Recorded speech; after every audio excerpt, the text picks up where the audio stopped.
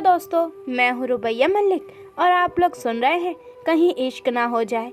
इस कहानी में आगे क्या होने वाला है, आइए सुनते हैं। विशाल को नैना के इतने करीब देखकर उसके कदम वहीं रुक जाते हैं। वो अपनी नजरें फेर लेता है।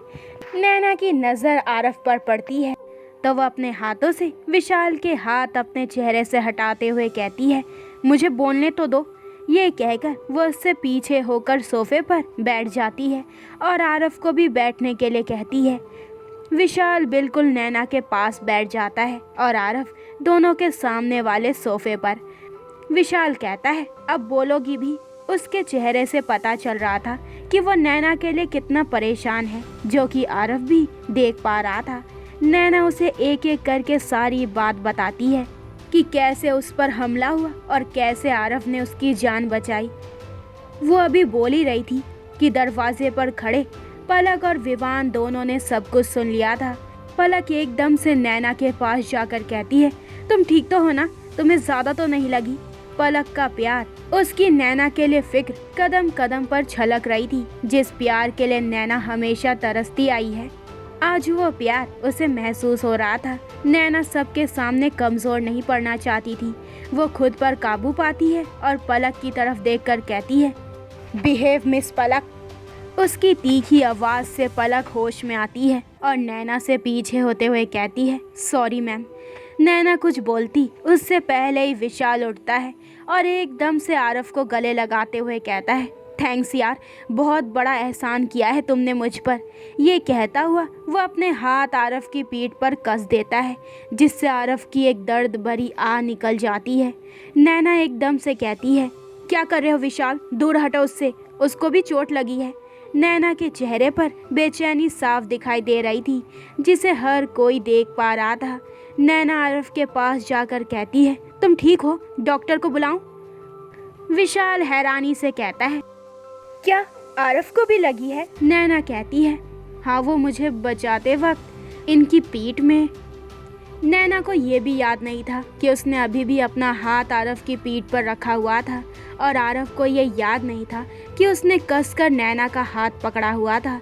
दरवाजे की आड़ में छिपकर खड़ी सुहाना सब सुन चुकी थी और देख भी चुकी थी। अब उसे खुद पर गुस्सा आ रहा था कि क्यों उसने ये प्लान बनाया जिससे आरफ और नैना और पास आ गए। अगले ही पल उसने अपनी जलती निगाहें नैना पर डाली, अपने दिमाग में दूसरा प्लान सेट किया, होठों पर डेविल स्माइल सजाई और वो अपने काम में लग गई।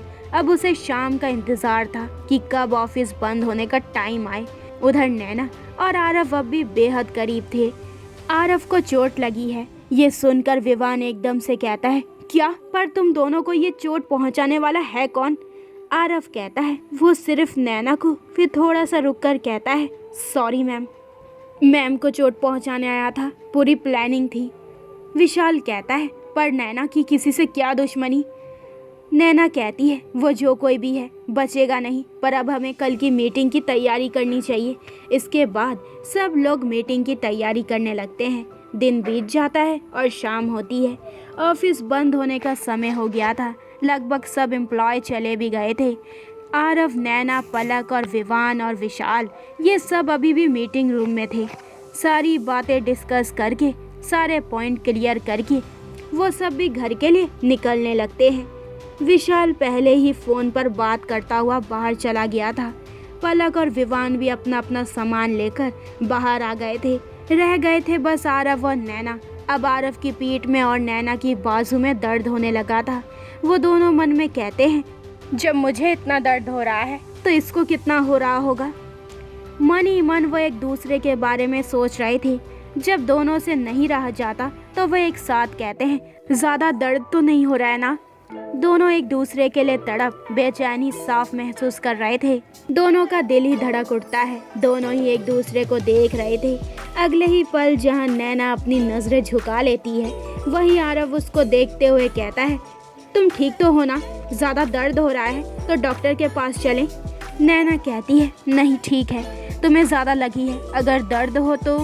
आरव बीच में ही कहता है, नहीं मैं ठीक हूँ। इसके बाद दोनों अपना सामान उठाते हैं और साथ साथ चलते हुए बाहर आते हैं। नैना कहती है, अपनी दवाई टाइम से ले लेना। वो जानती थी कि आरव अपनी केयर नहीं करता, इस मामले में लापरवाह है वो।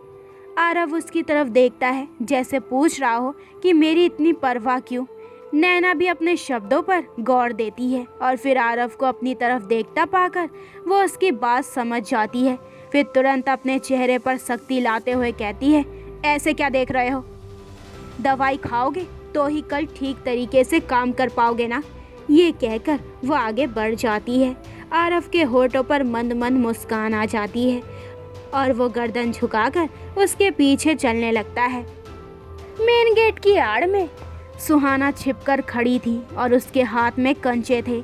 उसका प्लान ये था कि नैना को गिरा देगी, जिससे नैना को चोट लगे और वो ऑफिस ना आ पाए और आरव से दूर रहे। इधर आरव नैना के कदमों से कदम मिलाते हुए कहता है, तुम भी दवाई टाइम से लेना। वो उसकी तरफ देखकर कहता है। नैना चलते चलते उसकी तरफ देखती है और दोनों ही मेन गेट से बाहर आते हैं।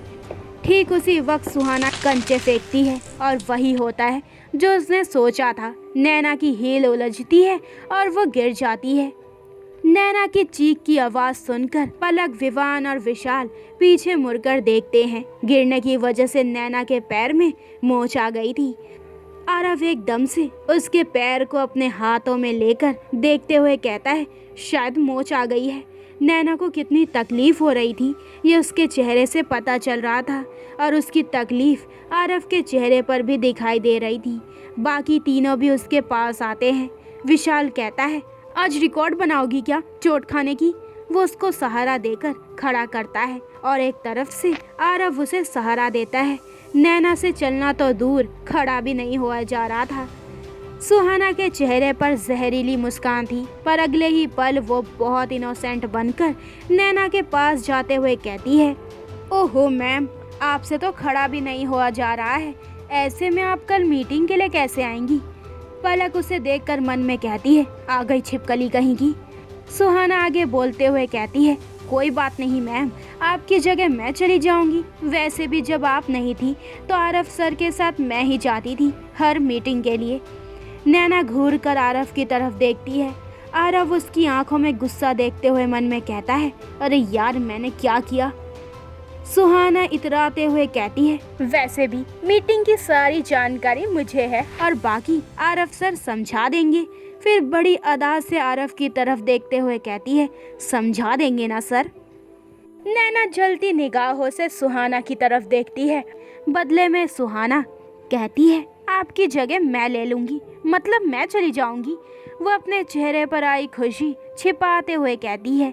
नैना उसकी बातों का मतलब समझते हुए बेहद शांत भाव से कहती है, तुम्हें मुझ पर इतनी मेहरबानी करने की जरूरत नहीं मिस सुहाना। तुम जिस जगह हो वहीं रहो, और रही बात कल की मीटिंग की तो वो तो जरूर होगी। ये कहकर नैना आरव की तरफ देखते हुए कहती है, मुझे मेरी गाड़ी तक छोड़ देंगे ना? आरव तो दो लड़कियों के बीच बुरा फंस गया था। आरव कहता है, जी मैम आइए। ये कहकर वो उसको सहारा देकर वहाँ से ले जाने लगता है, पर नैना का पैर बहुत सूज गया था। बिना किसी की परवाह किए वो नैना को गोद में उठाता है और आगे बढ़ जाता है। हर किसी की आंखें हैरानी से फैल जाती है, यहाँ तक कि नैना की भी। पर आरव उसकी तरफ नहीं देखता, वो बस सामने देखता हुआ आगे बढ़ता रहता है। पलक का दिल कर रहा था कि वो जोर से सीटी बजाए। विशाल भी फटी आंखों से दोनों को देख रहा था। वो तीनों भी उनके पीछे जाते हैं। बस सुहाना वहीं खड़ी बेहद नफरत से नैना को देख रही थी। एक बार फिर उसकी वजह से आरव और नैना करीब आ रहे थे। एक बार फिर वो पूरी गुस्से से भर जाती है और मन में कहती है, पता नहीं मैं ऐसे स्टूपिड प्लान क्यों बनाती हूँ। पैर पटकते हुए वो भी वहाँ से चली जाती है। आरव बहुत आराम से नैना को गाड़ी में बैठा देता है। विशाल जल्दी से ड्राइविंग सीट पर बैठते हुए आरव की तरफ देखकर कहता है, थैंक यू, मैं इसे घर छोड़ दूंगा। विवान मन में कहता है, दिल तो कर रहा है इस विशाल का सर फोड़ दूं, जब देखो दोनों के बीच आता रहता है। आरव एक नज़र नैना की तरफ देखता है, जिसकी नज़रें झुकी हुई थी। फिर वो उसकी गाड़ी से 2 कदम पीछे हट जाता है। विशाल गाड़ी स्टार्ट करता है और वहाँ से चला जाता है। वो तीनों तब तक गाड़ी को देखते हैं जब तक वो उनकी नज़रों से गायब ना हो गई हो। उसके बाद वो तीनों भी घर के लिए निकल जाते हैं। आरव पीछे वाली सीट पर अपना सर टिकाकर अपनी आंखें बंद कर लेता है। पलक और विवान आगे बैठे थे। कुछ देर में नैना अपने घर पहुंच जाती है। विशाल उसको सहारा देकर अंदर ले जाता है। मोहिनी भागी भागी उसके पास जाकर कहती है, क्या हो गया दीदी आपको? नैना कहती है, अरे कुछ नहीं, बस जरा सी मोच आ गई है। फिर इधर उधर देखते हुए कहती है, वंश कहाँ है? मोहिनी कहती है, दीदी वो तो अभी अभी सो गया है। विशाल कहता है, तुम कहो तो मैं रुक जाऊँ तुम्हारे पास? नैना कहती है, नहीं नहीं, मोहिनी है ना, तुम फिक्र मत करो, आराम से घर जाओ। विशाल कहता है, हाँ फिर भी कोई परेशानी हो तो मुझे एक फ़ोन कर देना। ये कहकर विशाल चला जाता है। नैना मोहिनी से कहती है, चलो मुझे मेरे कमरे तक छोड़ दो। दूसरी तरफ आरव, पलक और विवान तीनों घर पर पहुंच जाते हैं। आरव सीधे अपने कमरे में जाता है और अपनी शर्ट निकालकर एक तरफ रखकर बिस्तर पर उल्टा लेट जाता है। उसकी आंखों के सामने कभी नैना का चेहरा आ रहा था तो कभी वंश का। तो दोस्तों, ये वाला एपिसोड यहीं पे ख़त्म होता है। अगले एपिसोड में जानेंगे कि इस कहानी में आगे क्या होने वाला है। क्या सुहाना के अगले प्लान से आरव और नैना और भी पास आ जाएंगे या फिर उनके बीच दूरियां बढ़ जाएंगी? तो आगे के एपिसोड और भी इंटरेस्टिंग होने वाले हैं, तो मेरे चैनल को जल्दी से सब्सक्राइब करें ताकि आपको मेरे न्यू एपिसोड के नोटिफिकेशन सबसे पहले मिल जाए। लाइक शेयर करें और कमेंट करके मुझे ज़रूर बताएं कि आप लोगों को ये स्टोरी कैसी लग रही है। अपना ख्याल रखें। बाय दोस्तों।